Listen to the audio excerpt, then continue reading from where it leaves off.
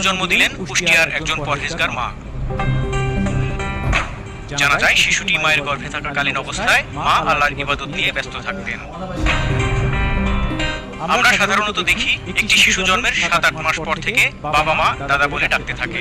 আপনারা যে শিশুটিকে দেখতে পাচ্ছেন, শিশুটির বয়স মাত্র 2 থেকে 3 মাস। অবিশ্বাস্য হলেও সত্যি যে তার মুখ দিয়ে আল্লাহর ধ্বনি বের হচ্ছে, অর্থাৎ আল্লাহর জিকির নিয়ে ব্যস্ত। সে তার পরিবারের সবাইকে আল্লাহর পথে যেতে বলছে। সে ইশারায় বলতে চায়, সবাই আল্লাহর পথে চলো।